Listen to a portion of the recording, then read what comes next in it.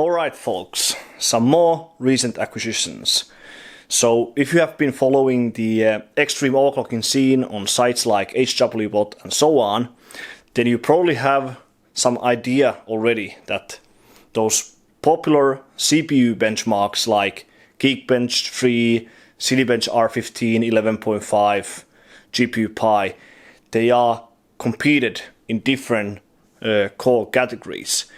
And the core category stands for CPUs that are naturally that core count, by default. And when you go through that list, you will obviously see quite quickly that there are many core counts ranging from all the way from single core down to the highest core counts possible, like 64 cores and even beyond that. But among the first core counts, you can obviously see some weird core counts like triple core CPUs and 5-core CPUs. And the funny thing obviously about those is that there never really were those core counts naturally, from the factory. And they are being competed mainly by the old AMD Phenom CPUs. If you are familiar with the old or the legacy AMD core unlocking feature on some high-end motherboards, like some old AMD Phenom CPUs, like the dual-core and quad-core Phenoms, you could unlock a dual-core Phenom to be a triple-core CPU or even a quad-core CPU. It depended on the chip itself, like are the hidden cores stable. With some CPUs you cannot unlock any extra cores. With some CPUs you can unlock one core stable, and even with some CPUs you can unlock two extra cores stable and even overclock them well. So yes, you could make a dual core Phenom, a quad core Phenom for free. So that was obviously completely free boost back then in like 2010 or around that time. So that was really good thing. Really good extra bang for your buck. But when I said about the whole competition being with naturally, with CPUs of that core count naturally, the weird thing is that no CPU was ever like triple core CPU from the factory, at least that I know of. So in that regard, the statement is kinda debated, because a dual core Phenom with one extra core unlocked is not a triple core by default. So does it have purpose being the only accepted CPU for that core count compared to modern CPU like 10900K or 1900K with most of its cores disabled, so it's a triple core CPU read by the operating system and the BIOS? So that's quite a good question, so I don't know. But anyways, so these are the CPUs you have to use if you want to compete in triple core count or 5-core count. So if you want to compete in 3-core count CPU tests category, you have to get those old dual core Phenoms like AMD Phenom 555 or 565 and try to get some of the cores unlocked and run them as high as you can. Same thing goes for 5-core count CPUs, so you have to get those quad-core Phenoms and see if any of the extra cores can be unlocked. You could even make a quad-core Phenom a 6-core CPU, like if you remember the 6-core Thuban CPUs that were quite fast in W prime. So that's how you compete in 5-core count CPUs. But yes, it's quite debatable topic, because even those aren't 5-core count CPUs by default. So do the AMD Phenom CPUs have advantage or a debatable reason to be the only acceptable CPUs for those core counts compared to something new? Because neither are 5-core count by default. But maybe the only good thing about current situation is that it will keep these platforms alive. So people will still try to obtain these parts, like those old AMD Phenom CPUs, bin them and run them. So in that regard, it's good. When it comes to single core count, the fastest CPU for most of the tests, like Citybench R11.5, R15, Geekbench 3, GPU Pi, X265, the fastest CPU is the Intel Xeon L3014, because it has a lot better efficiency than the old single-core AMD CPUs, like the Sempron 145s. In W Prime, the efficiency of a newer architecture and the performance gains from newer instruction sets don't really matter that much. So the things that matter in W Prime are pretty much core count and core frequency. So in W Prime, the fastest CPU in single core count is the AMD Sempron 145, because it can overclock really high. Like the best CPUs can do 6.6 or even 6.7 plus for W Prime, so that's significantly faster in that test than the Xeon L3014 that only maxes at around 6 GHz. But in the other tests, the Xeon L3014 is faster pretty much, or they are very close to each other in R11.5. But yeah, so that's the thing we will get to now. So about this thing that's inside this box. So if you want to compete efficiently in those weird core counts, like a triple core count and a 5 core count, you need to get a motherboard that can unlock those hidden and question mark cores on those old dual core and quad core CPUs. Not all motherboards can unlock them, so you have to find out which motherboards can unlock those potential extra cores efficiently and overclock the CPU well, and also have great memory performance. So I tried this whole topic like 3 years ago, 2 years ago, and I was mainly using the quite new model of the AM3 socket, and that was the ASUS Crosshair V Formula. So the Crosshair 5, I will show that to you now. So that's the board over here. I actually have two pieces of this particular motherboard here, but there's something quite bad related to this board. So I originally wanted to get a board, an AM3 board, that will be very, very good all around. So it will be good even with the old AMD Phenom CPUs, and that it would also be very, very good for the very new AM3 CPUs, like the Bulldozer and Vishera and the 5G stock 9590 CPU. But the thing about those CPUs, at least with this board over here, is that you cannot run the old Phenoms efficiently with the newer BIOS that is needed for the newer CPUs, like Bulldozer, Vishera, and the tuned Vishera, like the 8370, 8370E, 9590. So you need a separate BIOS for both of those CPU generations, and the BIOS flashing is really, really like bugged or tricky on this particular motherboard here. So I actually managed to brick two of these boards by those BIOS flashes when I tried to swap back and forth. So I originally wanted to get the ASUS Crosshair V Formula-Z, the upgraded version of this particular board here. But the Z edition of the Crosshair V Formula cannot unlock those hidden cores of the old AMD Phenom CPUs anymore. So the Z edition isn't really meant for the old AMD Phenom CPUs at all. So that's pretty much Bulldozer and new only. So that's why I did not want to get the Crosshair V Formula-Z in the first place, although it's a little bit better with the newer CPUs like the Vishera and so on. So I got two of these boards over here. But the big minus now is that this only has one BIOS chip. And for some reason it's really, really easy to brick the board when you do those BIOS flashes back and forth.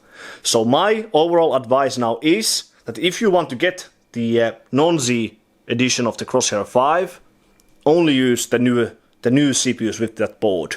Don't try to run the old AMD Phenoms with it.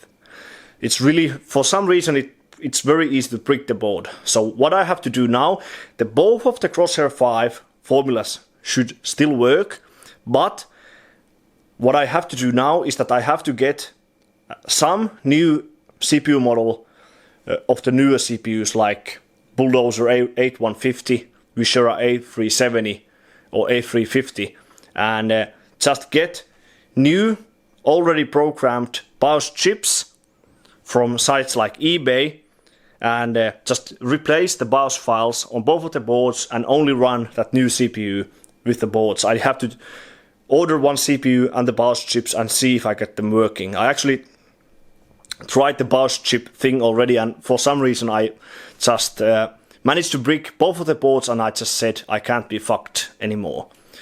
But I want to recover both of the boards and sell one. So I might even sell both of the boards and get the Z edition along with the board that is inside the box over here. So now let's open up the brown box over here and see what is inside and how that compares to this one over here and what is my plan with these things. So let's remove the Crosshair V Formula now. So the motherboard that is inside this box is the board I would get for the old AMD Phenoms, like if you want to compete in the triple core count and the 5 core count. So that is the AMD Crosshair IV Extreme. So that is an improved version of the Crosshair IV Formula. So it has 2 BIOS chips. It is from the ground up built for the Phenom and Thuban CPUs. So it should actually be better for those CPUs than the new AMD Crosshair V Formula, because the Crosshair V Formula was originally built for the upcoming Bulldozer 8150 and other CPUs. So if you really want to try and play around with the old AMD CPUs for the Phenom and Thuban, get the Crosshair 4 Formula or Extreme or some other board.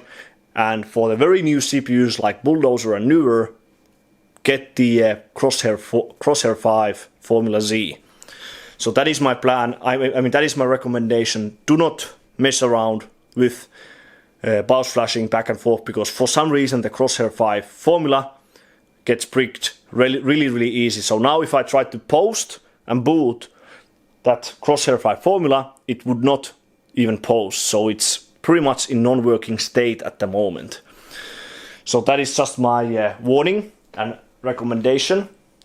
But yeah, so let's open up this box and see how the board looks like and how they look like side by side. Okay, so let's take the board out. We can remove the box over here.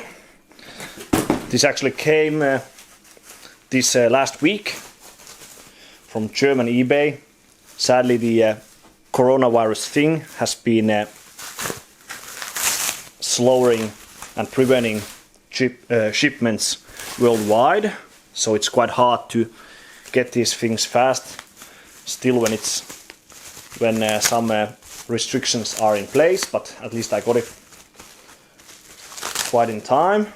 Here's the IO shield. That's probably the only accessory I even got with the board, but I will not be using it obviously, because I only use test bench for these old things.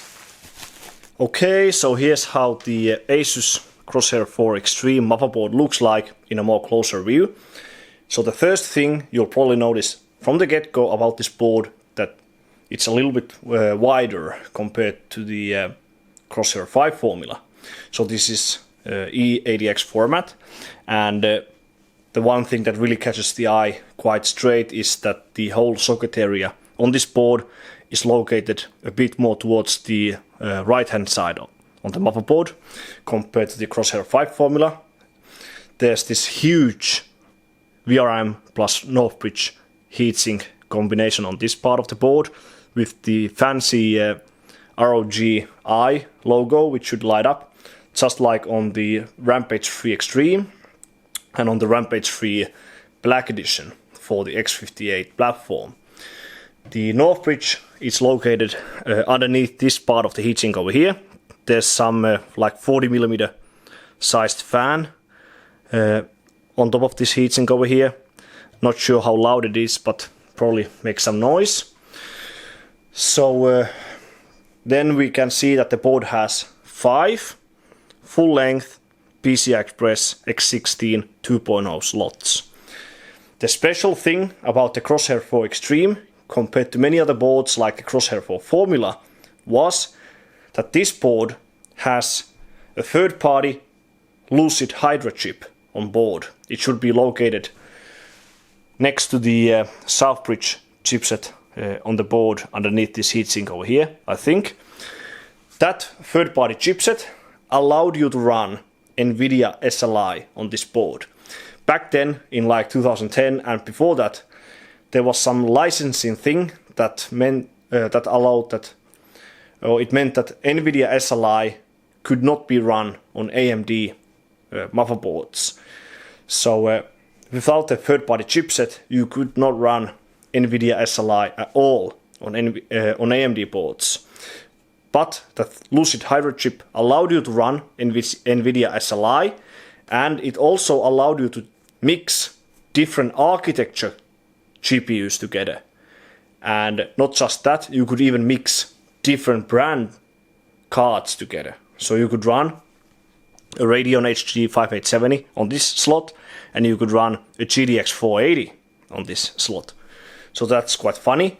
Of course, it's not something I would suggest anyone to do, but it was something you could mess around with that chip on the board. But of course, the most practical reason of that chip was that you could run at least some NVIDIA SLI on this board. So it allowed you more flexibility. So you could run like 2 GTX 480s in SLI on your rig. So that was quite nice. And the Lucid Hydra chip also adds some extra PCI Express lanes to the board. So you could run like 2 cards at X16. You could run 3 cards with X16 on each, and 4-way Crossfire X with X16, X8, X8, X8. So yeah, multiple like multi-GPU options there, but of course it's not something I will be running, because when I mess around with these old platforms, they just have to be able to run the old CPUs as well as possible. So when it comes to these old like Phenom dual cores and quad cores, they have to be able to unlock the disabled potential cores, and they must be able to overclock the CPU as well as the memories as high as possible. So 3D is not really important for me nowadays, well, because we will not run any 3D on these old platforms pretty much. Only maybe some competitions, but that's it pretty much. But yeah, so if you wanted to run like multi-GPU configurations, you should populate these 4-pin Molex power connectors over here. There are 2 of them.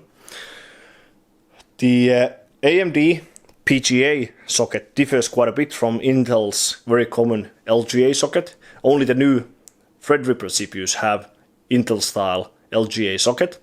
The AMD's PGA socket allows you to put more mounting pressure on the CPU, but the very annoying thing about the PGA socket is that it doesn't really lock the CPU well to the socket at all. So this locking mechanism here doesn't really do anything.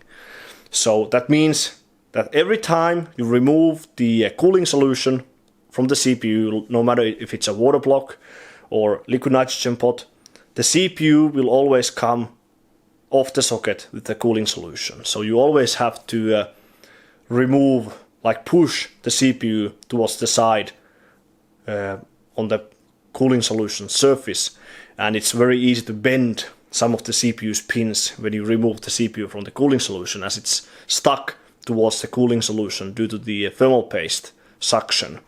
So that's really annoying. That's something I don't like about the AMD's socket at all. This is a DDR3 motherboard, as this board is from 2010.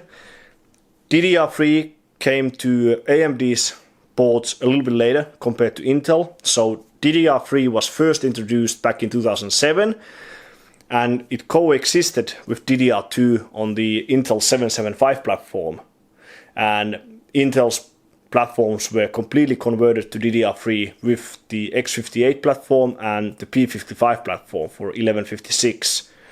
On 775, the DDR3 was an option with the most expensive X48 and P45 boards like ASUS Rampage Extreme, Gigabyte EP45T Extreme. So the most expensive high-end boards for 775. DDR3 was quite expensive in the very early days, and the most standard DDR3 actually lost performance-wise to the most high-end DDR2. So DDR2 1200 555 is faster than DDR3 1333 MHz 999 timings. But of course the main difference comes from the voltage. That standard DDR3 uses 1.5 volts, and that very highly overclocked DDR2 special bin uses like 2.1 volts or 2.2 volts. So that voltage difference is very, very huge.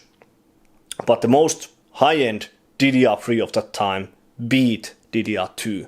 So like DDR3 2000 888 is faster than DDR2 1150 555.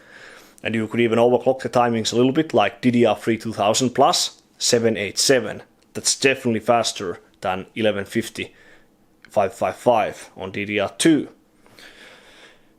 And this is quite like the first generation of AMD's boards that had DDR3 natively.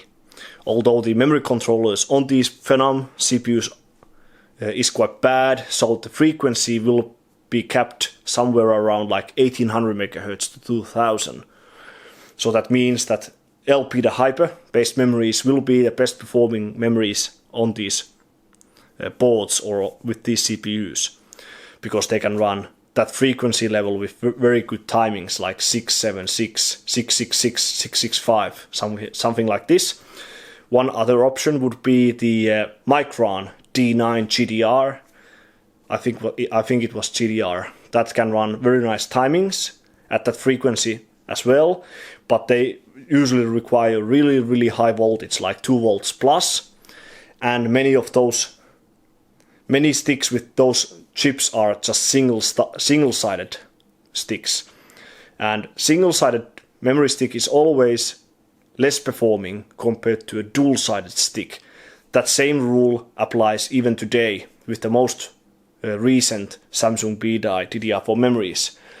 Although the most common dual-sided DDR4 Samsung B-dies can't run as high configurations compared to the single-sided Samsung B-die memory sticks, but anyways. So there are 4 DDR3 memory slots on this board, and the black ones should be the primary ones. So those are the ones you should populate first, and then the red ones if you want to populate 4 memory slots into this board.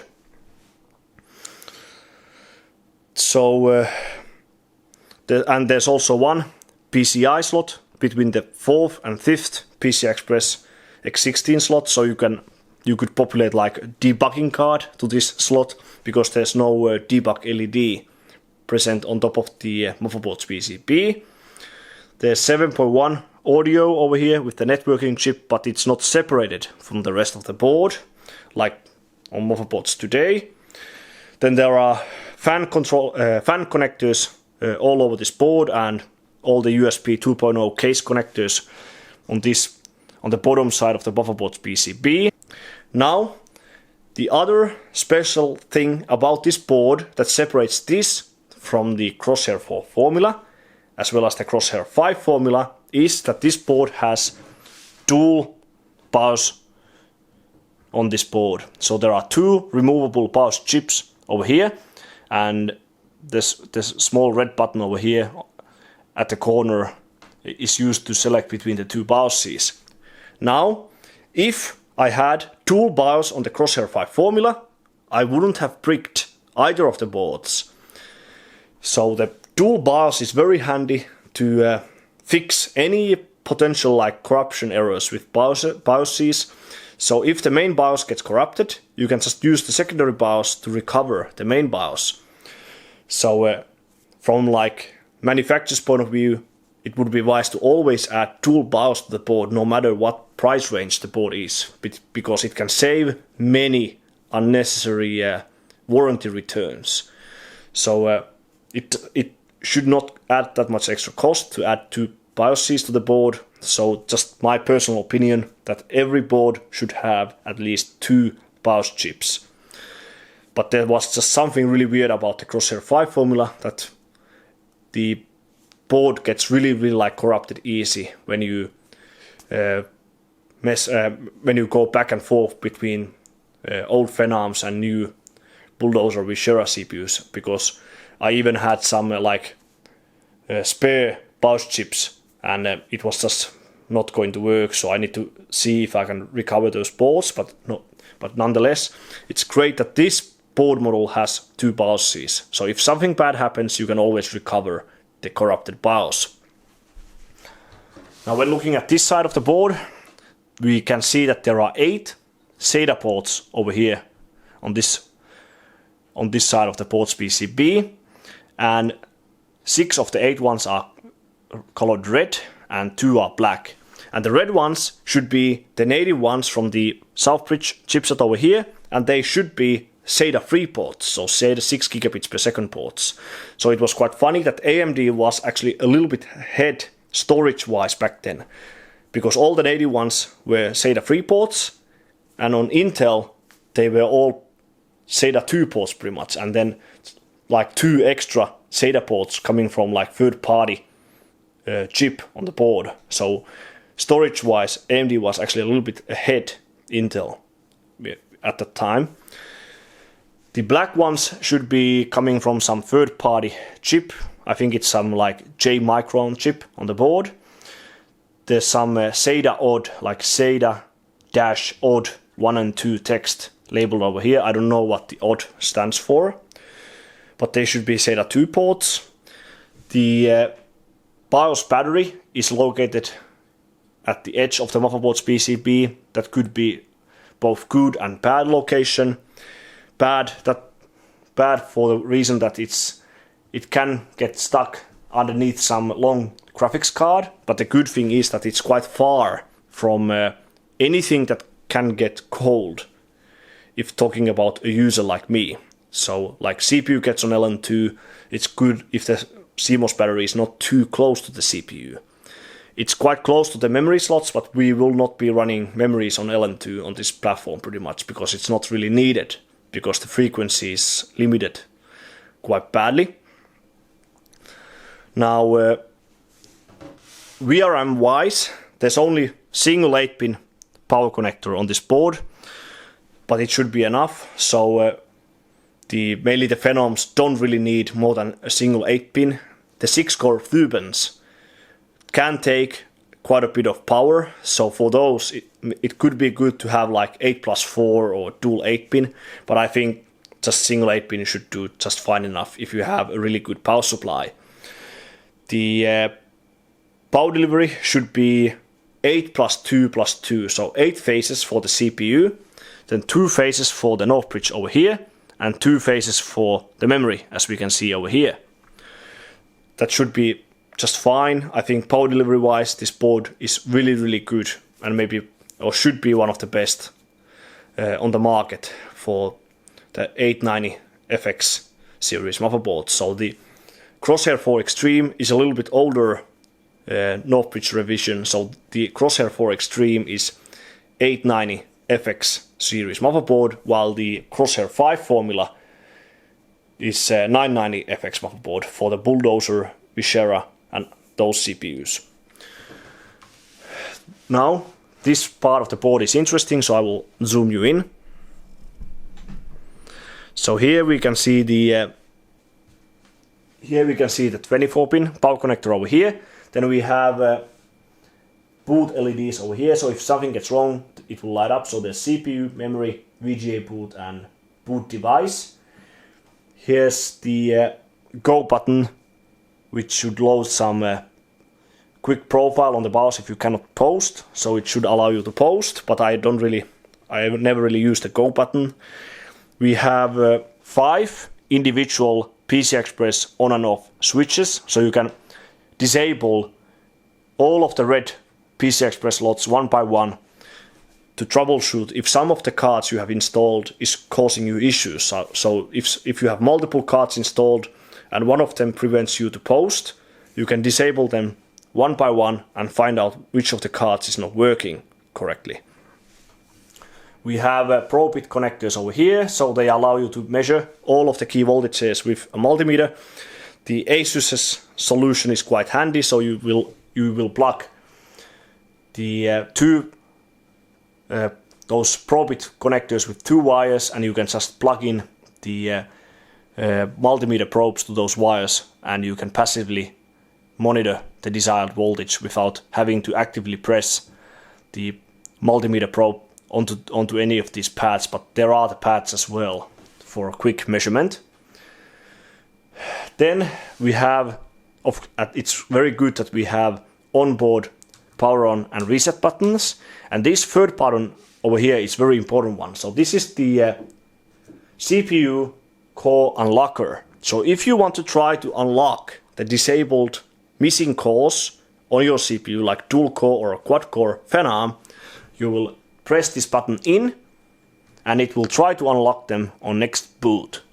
So if you want to make your dual core Phenom 2, 555 or 565 to a 3 or 4 core CPU, you have to press this button in. On the Crosshair V Formula, that feature is located in the BIOS itself, so in the CPU section of the Advanced tab, and on the Crosshair V Formula-Z there's no core unlocker at all. But on the Crosshair 4 Extreme, it's on the it's as a physical thing on the motherboard's PCB.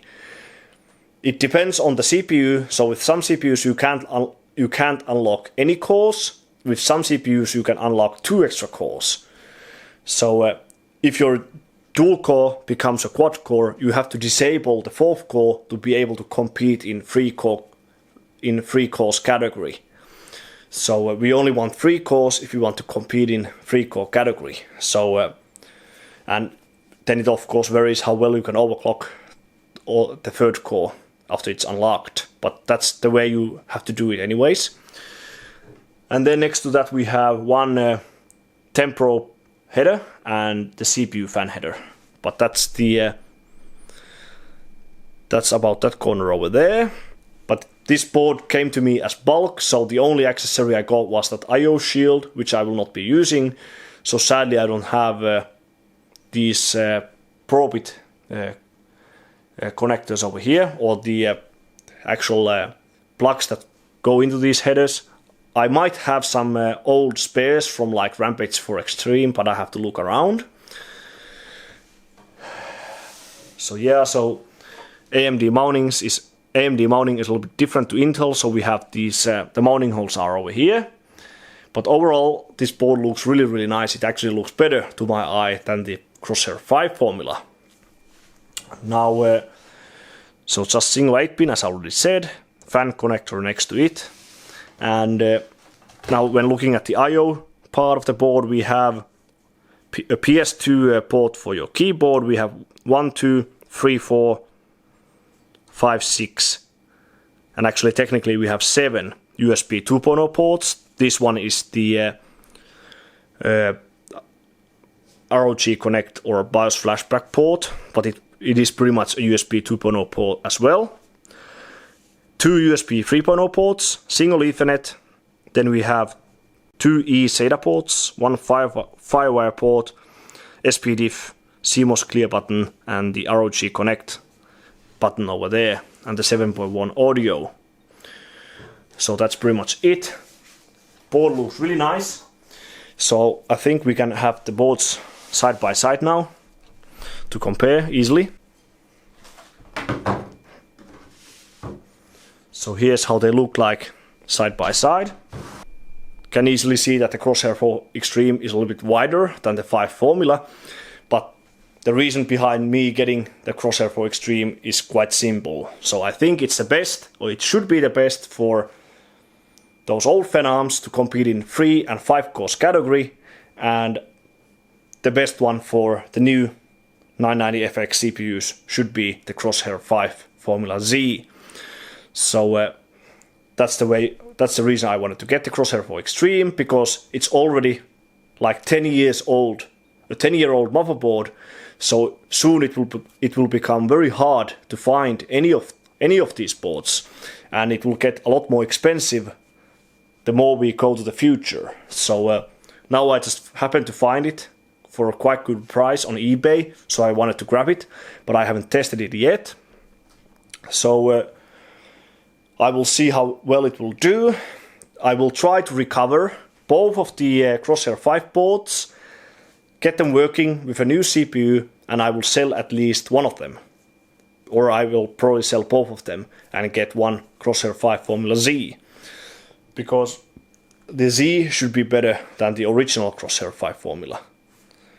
But there's of course no much difference between the two, but I have run the Crosshair 5 Formula also on LN2 multiple times, and it was quite good.